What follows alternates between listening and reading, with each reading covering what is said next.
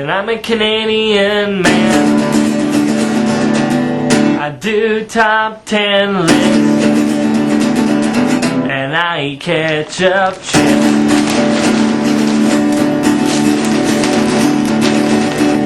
Space it time, and we're gonna do a review.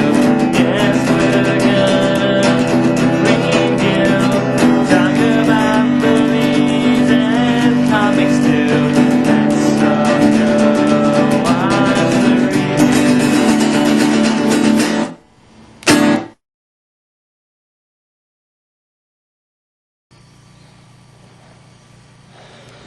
How's it going, everyone? It's me again, LazyDude99. So, as a Canadian, I don't have that many cultural icons.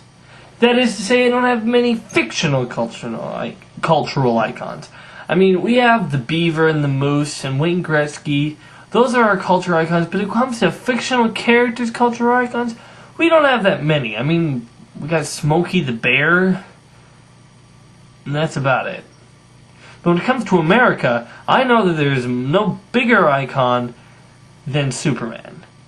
And so, I am going to take a look at the intriguing story of Superman Red Sun.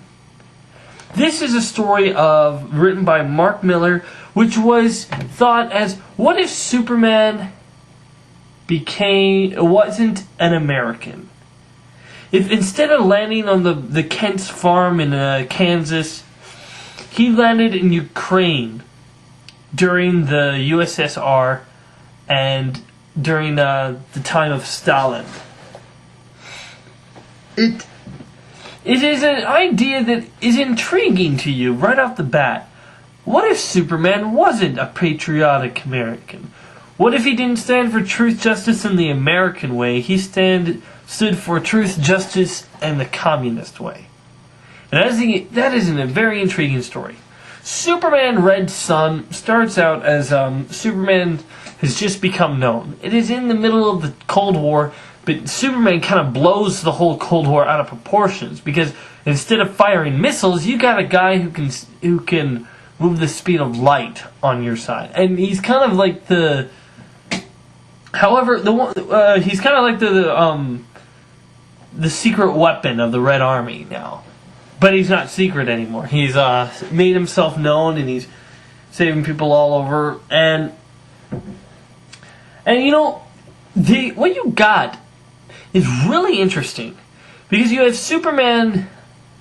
And what I really like about this is they didn't write him. They didn't say, let's just make an evil Superman, and let's make him a Russian communist. Now, this actually, he feels like what Superman would be if he did grow up in the communist time. You know, he's not a hateful, vengeful, evil person that'll kill anyone at the drop of a hat. I mean, he's a person that he actually, you know, he likes helping people, and he'll help everyone. There's a scene where a satellite nearly falls and crashes in Metropolis, and he stops it from crashing there, and then he catches the Daily Planet ball, which is always falling. Jeez, but it falls in this one, and he catches it, and heck, he even gives a kid back his balloon. And you know, it starts out he has entirely good intentions, and then Lex Luthor comes onto the scene, who in this comic is also married to Lois Lane. I never really liked this Lex Luthor likes Lois scenario, but this is an entirely different thing. Superman isn't in America, and Lois isn't in love with Superman.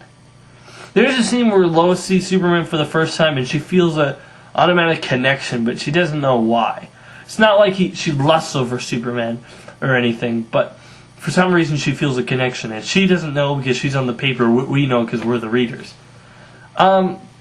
Lex Luthor in here. See, halfway through this story, I'm really kind of confused on who I'm supposed to be cheering for. Am I supposed to be cheering for Superman? Even though he is a communist, is he still a good guy in this? Or am I supposed to be cheering for Lex?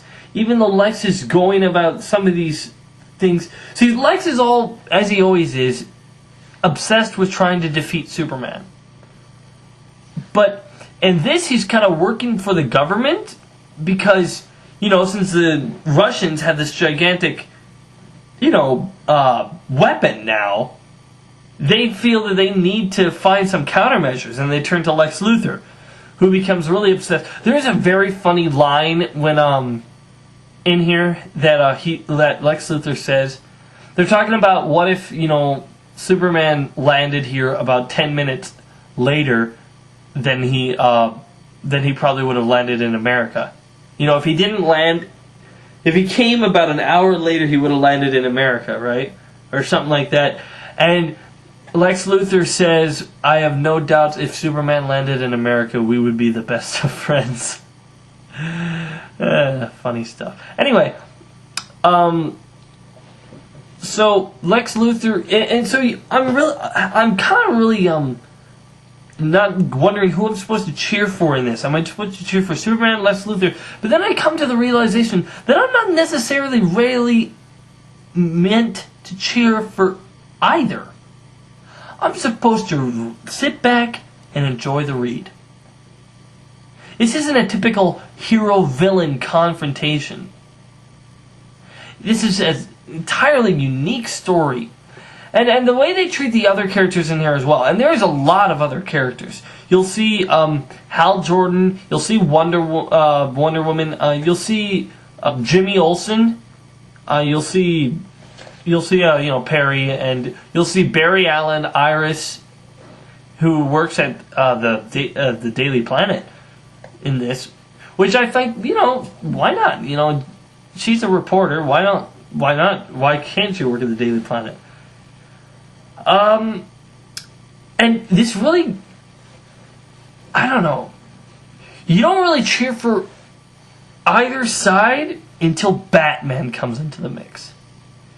Because once Batman comes in here, you see, all the other characters have kind of changed. Lois isn't as...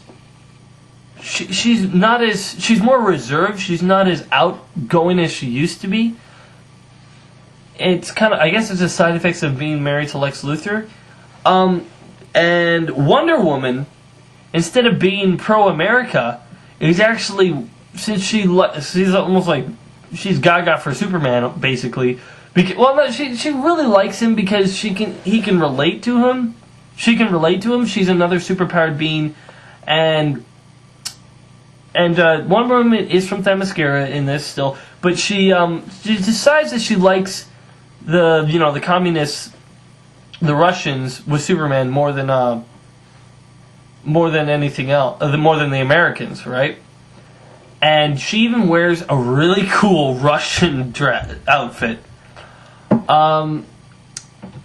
Everyone is the same, or everyone is changed, except Batman, who, even though in here he's actually raised in Russia, which I like. It's not like he was I like that they did that, mostly because if they had him raised in America, why on earth would he just come all the way to Russia to beat up Superman? If he's raised in Russia, and if he's born in Russia, then he has a reason, because it's his home country. And Batman has a whole new angle to this, and I don't know, maybe it's just because I'm a sucker for Batman. And I must say, though, that the part where he comes into the story is definitely the best part of the book. Because, I don't know, it's just so cool to see Batman. And he has a Russian hat. I don't know. Yeah, I like that. It's kind of makes him unique. He's not, like, the rest of his design is almost the same, except for that Russian hat. When it comes to the final act, it has a really nice conclusion. There was a different artist who drew the final act, and I don't think he's as good an artist as the one who drew the first two. But it is still a well-written story. I think that this is a great story for comic books, especially for Superman fans. I'm a Canadian, and I still found this to be a great read. I was just rereading it for this review, and I found more things I've already read this book like a few times, and I started finding new things about it that I like. This is a really good book. Mark Miller did a really good job on this, and I would recommend this to anyone. Superman Red Son is a great book, and I guess if I'm giving it a rating, I'm gonna give it 8 out of 10. So, yeah. I just really like this book. It's, the thing that I like about it is it's kind of not in our time. It kind of moves into our time. It starts in the time of Stalin.